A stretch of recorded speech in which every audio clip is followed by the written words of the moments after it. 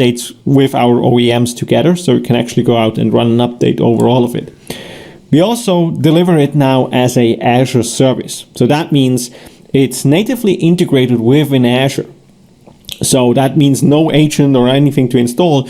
Azure Arc is basically built in to the Azure Stack HCI operating system.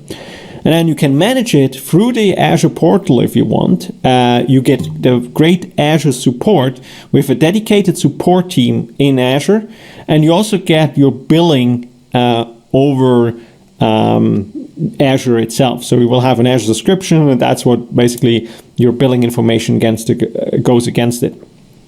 We also will offer self-service VM creation, so you can then actually go out and create your virtual machines on your local Azure Stack HCI installation directly from the Azure portal with the same experience. And again, think about role-based access and other things which come in very handy when you do that.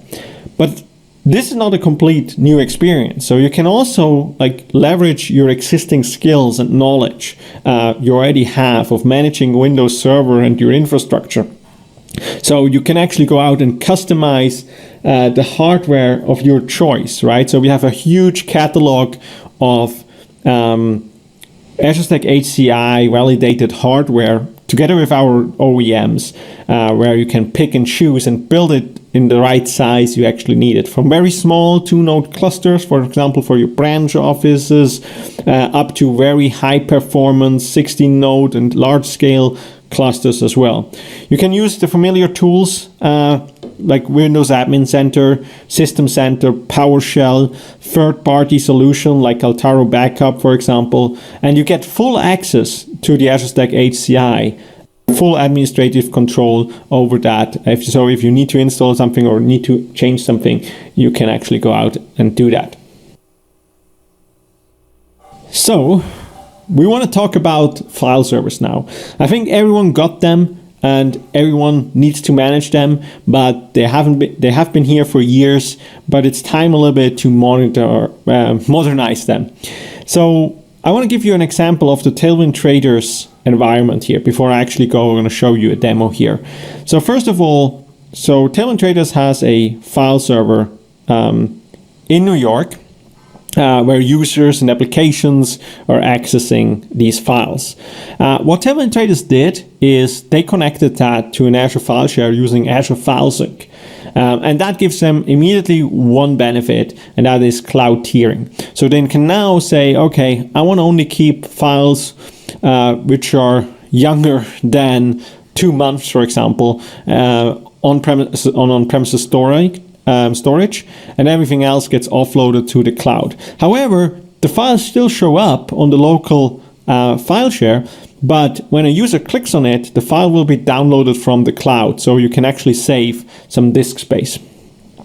You also get now cloud access. So instead of, for example, the need of accessing that local file server, users working from home can now access that file share. We also get multi-site sync. So they also want to have the exact same files available in their Seattle office. So they can just add a second server to their Seattle office and synchronize these files over the cloud using Azure FileSync. And while these files are already on this file share, they can take advantage of Azure Backup, which then can just back up that file share. And in case you need to restore something, you can easily do that in Azure. And again, Azure Backup is a great service. We will talk a little bit more about it soon. But it gives you, for example, 99 years of retention, so you can store it for a very, very long time. It's very cost effective, so very great service. And then another scenario here would be rapid file server disaster recovery. So what happens if the file server in Seattle crashes? So usually Tailwind Traders would send home all their employees. No one would be able to access that file server anymore, and then would just wait until they set up a new server, they reinstalled everything, and they started to restore all these files. Now with Azure FileSync, they can just basically spin up quickly a new server. Let's say it's called server 3.